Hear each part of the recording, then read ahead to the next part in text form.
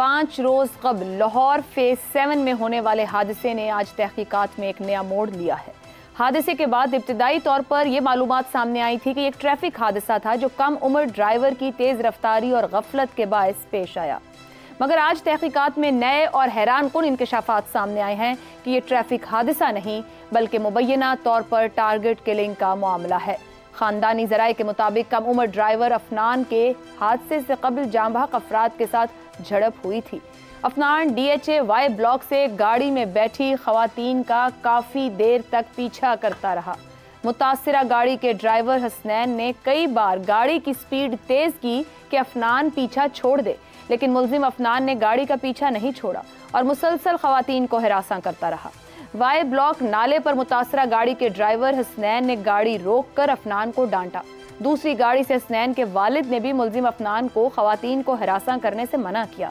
اس دوران ملزم افنان دھمکیاں اور گالیاں دیتا رہا اور کہتا رہا، میں دیکھتا ہوں تم لوگ اب ڈیفنس میں گاڑی کیسے چلاتے ہو۔ ذرائع کے مطابق حسنین اپنی بہن اور بیوی کو لے کر آگے نکلا تو ملزم نے دوبارہ پیچھا شروع کر دیا۔ میک ڈونلڈ چوک پر گھوم کر ملزم افنان نے 160 کی سپیڈ سے گاڑی خواتین والی گاڑی سے ٹکرا دی۔ حادثے کے بعد حسنین کی گاڑی 70 فٹ روڈ سے دور جا گری اور سوار تمام افراد جاں بحق ہو گئے۔ D I G investigation Imran Kishwar کے مطابق ملزم افنان کا وقوع سے پہلے متاثرین کے ساتھ جھگڑا ہوا جس کے ہیومن انٹیلیجنس بیسڈ شواہد ملے ہیں۔ تفتیشی آفیسر اور انچارج کو ناقص تفتیش پر معطل کر کے مقدمے میں دہشت گردی اور قتل کی دفعات بھی شامل کر دی گئی ہیں۔ دوسری جانب ملزم افنان نے بھی لاہور ہائی کورٹ سے تحفظ فراہم کرنے کی استدعا کر دی ہے۔ ملزم نے اپنی درخواست میں نگران وزیر اعلیٰ محسن نقوی، سی سی پی او، انویسٹیگیشن آفیسر سمیت دیگر کو فریق بناتے ہوئے یہ درخواست کی ہے کہ عدالت تمام فریقین کو طلب کرے اور میرا trial juvenile system justice system act کے مطابق چلایا جائے۔ اس ہولناک سانحے کے بعد جہاں والدین، معاشرے اور نظام پر بے تحاشا سوالات اٹھتے ہیں، وہیں افسوس کے ساتھ یہ کہنا پڑ رہا ہے کہ پولیس نے دانستہ طور پر کمزور ایف آئی آر کاٹ کر اور غلط تفتیش کر کے ٹارگٹ کلنگ کو ٹریفک حادثے کا رنگ دینے کی کوشش کی۔ اسی معاملے پر گفتگو کریں گے۔ پینل میں ہمارے ساتھ ہیں ابصار عالم، زیغم خان، شہزاد چودھری اور افتخار احمد۔ آپ چاروں کا بہت شکریہ۔ پروگرام کا آپ سب سے سوال، لاہور ڈیفنس حادثہ، مقدمے میں دہشت گردی اور قتل کی دفعات شامل، کمزور ایف آئی آر، ناقص تفتیش، 2 تفتیشی آفیسر معطل، 6 افراد کے مبینہ قتل کو ایکسیڈنٹ کیوں کہا گیا؟ ابصار صاحب۔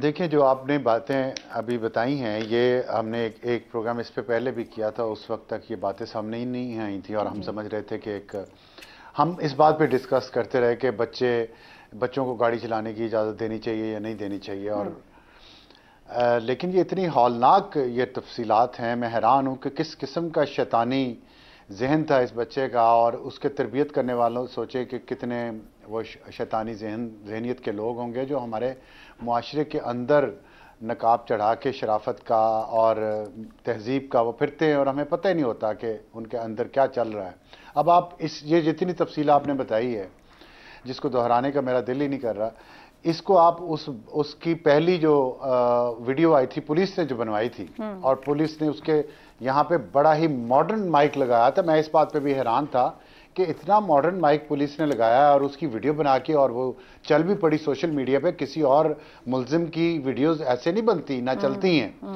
تو مجھے بھی اس ویڈیو کو دیکھ کے میرے دل میں بھی ایک ہمدردی پیدا ہوئی کہ یار یہ بچہ جس طرح بات کر رہا ہے، اور اچانک، اور بچے نے کہا اللہ کی طرف سے گاڑی سامنے آ گئی اور وہ 5-10 کی سپیڈ سے چل رہی تھی، تو دونوں طرف بیریئر سے، درمیان میں سے ایک صرف جگہ تھی جس میں سے مجھے گزرنا تھا، اور وہ کوئی اور اس کے علاوہ چارہ ہی نہیں تھا۔ آپ وہ سنیں دوبارہ وہ ویڈیو اس بچے کی، اور شرم آتی ہے اس ایسی پولیس پہ اور اس کی پروسیکیوشن پہ اور ایسی عدلیہ پہ۔ اب یہ امتحان اصل میں پورے معاشرے کا ہے اس میں، اور پولیس کا ہے اور پروسیکیوشن کا ہے اور care taker chief minister Mohsin Naqvi کا ہے۔ مجھے امید ہے کہ وہ اس ٹیسٹ میں فیل نہیں ہوں گے، اور اس کے بعد اصل امتحان ہے ہماری عدلیہ کا۔ اس کے جو سیاہ کالک ملی ہوئی ہے ہمارے عدلیہ کے چہرے پہ انصاف کے معاملات کے حوالے سے، جس میں مجھے فوراً یہ واقعات اب یاد آنا شروع ہو گئے، شاہ زیب جتوئی کا، نور مقدم اور ظاہر جعفر والا، اور پھر یہ جو ایاز امیر کے بیٹے نے جس طرح قتل کیا اپنی بیگم کو، اور اس پہ جو کچھ ہوتا ہے، یہ ایک ذہنیت بن جاتی ہے معاشرے میں عام لوگوں کی کہ بھئی یہ اتنے بڑے بڑے جرم کر کے جو چھوٹ گئے ہیں، باہر نکل آئے ہیں، اور یہ چیزیں ٹی وی پہ چلتی ہیں. یہ بچہ جو ہے افنان جس کا نام ہے شاید، یہ ٹی وی دیکھتا ہوگا نا روزانہ، اس کا باپ بھی، اس کی ماں بھی ٹی وی دیکھتے ہوں گے، بہن بھائی بھی ٹی وی دیکھتے ہوں گے، اس میں دیکھتے ہوں گے کہ ایک بندے نے اس طرح قتل کر دیا، اور اس سے عبرت تو نہیں پکڑی. انہوں نے یہ سوچا کہ یہاں جو مرضی کر لو اس معاشرے میں، اور پروسیکیوشن اور عدلیہ آپ کا کچھ نہیں کر سکے گی. آپ کے پاس پیسہ اور پاور ہونی چاہیے، اور آپ کچھ عرصے بعد باہر آ جائیں گے. جب اس نے افنان نے یہ فیصلہ کیا، یہ ساری لڑائی کے بعد اور گالیاں نکالنے کے بعد اور عورتوں کو، لڑکیوں کو ہراس کرنے کے بعد، اس نے جب گاڑی گھما کے وہ بائی پلاننگ اس کی سپیڈ 160-70 پہ لے کے گیا، تو اس نے پوری پلاننگ کی ہے. اس کا اتنا شیطانی دماغ ہے 16 سال کی عمر میں. سوچیں اس کے پالنے والوں کا دماغ کتنا شیطانی ہوگا. آپ یہ سوچیں، انہوں نے ٹی وی دیکھ کے بچے کو اپنے کو یہ نہیں کہا عبرت پکڑو، یہ پکڑے جائیں گے، ہم تمہارے ساتھ نہیں جائیں گے. مجھے اپنے بچوں کو بعض اوقات یہ کہنا پڑا تربیت کرتے ہوئے کہ آپ لوگوں نے اگر کوئی جرم کیا، یہ مت سمجھیں آپ کا باپ آپ کا ساتھ دے گا. یہ کہنا پڑتا ہے بچوں کو. لیکن مجھے لگتا ہے اس بچے کو اس کے گھر سے کہا گیا تھا جو مرضی کرو، جاؤ گاڑی 6 لوگوں کو مار دو، جا کے ان پہ چڑھا دو، ہم چھڑا لیں گے تمہیں، پیسہ ہے ہمارے پاس. یہ حرام کا پیسہ جو آ گیا نا سوسائٹی میں، یہ پھر ایسے جرائم کرواتا ہے. تو ہم سب کو سوچنا چاہیے کہ ہم کیا تربیت کر رہے ہیں. اور ساتھ یہ میں اس لیے کہتا ہوں، یہ انصاف کا نظام جو ہے نا، اگر یہ مجرموں کو قرار واقع، اگر دیکھیں جتوئی کو سزا ملتی، یہ ظاہر جعفر کو سزا ملتی، اور یہ ایاز امیر کے بیٹے کو سزا ملتی، تو آج شاید یہ واقعہ نہ ہوتا. عبرت پکڑتے اس کے ماں باپ بھی، اس شیطانی ذہن کے پالنے والے شیطانی ماں باپ بھی عبرت پکڑتے کہ یار اگر جرم کرے گا ہمارا بچہ تو یہ سزا ملے گی، پھانسی کی سزا. اس کو اور اس کے باپ کو 50-60 سال کے لیے جیل بھیج دینا چاہیے. یہ معاشرے کے لیے یہ ناسور ہیں یہ لوگ، اور اس طرح کی سوچ والے. ویلڈ سوال اٹھائے ہیں، اور اس دن بچے کا جو ویڈیو سامنے آیا تھا تب بھی ہم نے ذکر کیا، وہ پورے اعتماد بے خوف ینگ لڑکا جس طرح بات کر، اور یہ کہہ رہا ہے head no choice but to hit the car. مطلب یہ اس کے ذہن اور اس کی تربیت کے اوپر واقعی سوال اٹھتا ہے. زیغم صاحب، جو ہمارا نظام ہے یہ عوام کو فیسیلیٹیٹ کرنے کے لیے بنایا گیا ہے یا ٹارچر کرنے کو بنایا گیا ہے؟ ایک گھر کا اتنا بڑا نقصان ہو جانا، جہاں اب جو یہ ہولناک حقائق سامنے آ رہے ہیں، نظام آگے بڑھ کے تھامنے کو تیار نہیں تھا، ان کو تسلی دینے کو، پکڑنے کو کہ یہ نظام آپ کی سہولت کو کھڑا ہے، بلکہ اور تکلیف اور ٹارچر دینے کو تیار ہے، جس نے ساری چیز کو توڑ مروڑ کر رکھ دیا. کیا کہیں گے اس پہ؟ ہمارا جزا سزا کا نظام، ہمارا قانونی نظام، یہ تو طاقتور کے ہاتھ میں ایک ہتھیار ہے. اس لیے ہے کہ وہ اپنی طاقت استعمال کر سکے کمزوروں پر، وہ اپنے مفادات کا تحفظ کر سکے. آپ دیکھیے کس طریقے کا اتفاق ہے ہماری ہر طرح کی حکومتوں میں، ہر طرح کی حکومتی اشرافیہ میں، کہ اس نظام کو نہیں بدلنا. پولیس میں ریفارم نہیں ہو سکتی. وہی نظام 19ویں صدی میں جو انگریز چھوڑ کر گیا تھا، پولیس کا وہی چلے گا. عدالتوں میں ریفارم نہیں ہو سکتی، انویسٹیگیشن بہتر نہیں ہو سکتی. ہر چیز کے لیے پیسہ ہے، اس کے لیے نہیں ہے. لیکن میں سمجھتا ہوں کہ حکومت کے ساتھ ساتھ اور حکومتی اداروں کے ساتھ ساتھ آج کا مقدمہ پورے معاشرے پر بھی ہے کہ کس طریقے سے ایک نوجوان نے، ایک پڑھے لکھے خاندان کے نوجوان نے یہ تصور کر لیا کہ اس کا پیدائشی حق ہے کہ وہ خواتین کو ہراساں کرے.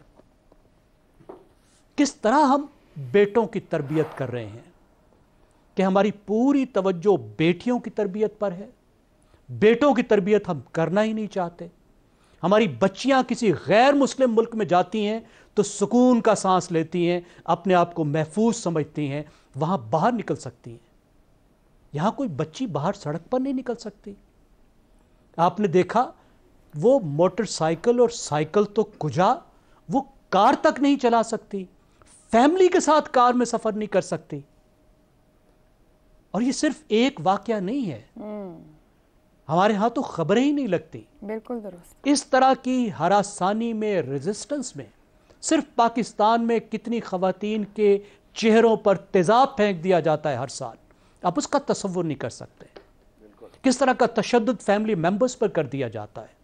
کتنی تکلیف ہے جو ہماری اسکول جانے والی، یونیورسٹی جانے والی، کام پہ جانے والی بچیاں سہتی ہیں اور بتاتی نہیں ہے گھر والوں کو کہ کہیں اس کی وجہ سے ہماری تعلیم نہ چھوٹ جائے، کہیں اس کی وجہ سے ہمیں کام کرنے سے نہ روک دیا جائے۔ یہ اسلامی معاشرہ بنایا ہم نے۔ اور حکومت کا تعلیمی نظام دیکھیے، نصاب اٹھا کے دیکھیے، آپ کو لگے گا کہ پاکستان کے تعلیمی نظام کا مقصد پاکستانی بچوں کو علی حجویری بنانا ہے، کوئی ولی اللہ بنانا ہے۔ وہ مدرسوں کا نظام نہیں ہوگا دنیا میں جو ہمارے سکول کا نصاب ہے۔ نہیں پڑھانا تو سیوک ایجوکیشن نہیں دینی، یہ نہیں بتانا کہ ٹریفک میں آپ نے اپنے آپ کو بیہیو کرنا ہے، کیسے گاڑی چلانی ہے، کیسے سائیکل چلانا ہے، خواتین کے ساتھ کیسے بیہیو کرنا ہے، ہیراسمنٹ کیا ہوتی ہے، ہیراسمنٹ سے آپ نے کیسے اپنے آپ کو محفوظ رکھنا ہے اور کیسے آپ نے پورے معاشرے کو محفوظ رکھنا ہے۔ خواتین، بیچاری خواتین نے سول سوسائٹی کے دہائیوں کی جد و جہد کر کے ایک ماڑا موٹا سا قانون بنا لیا ہیراسمنٹ کے خلاف، کوئی عمل درآمد کرنے کو تیار نہیں ہے۔ اس قانون میں جو چیزیں لکھی ہوئی ہیں سرکاری اداروں میں اس پر عمل نہیں ہوتا، اس کا ضابطہ نہیں بنتا، اس کی کمیٹیاں نہیں بنتی۔ یہ سب غیر ضروری معاملات ہیں پورے نظام کے لیے، تمام سیاسی جماعتوں کے لیے، حکومت کے لیے، اشرافیہ کے لیے، جو کچھ آپ مینشن کر رہے ہیں انتہائی غیر ضروری ہے۔ نہ معاشرے کو ضرورت ہے، نہ والدین کو سیکھنے اور سکھانے کی ضرورت ہے، نہ اسکولوں میں بتانے کی ضرورت ہے۔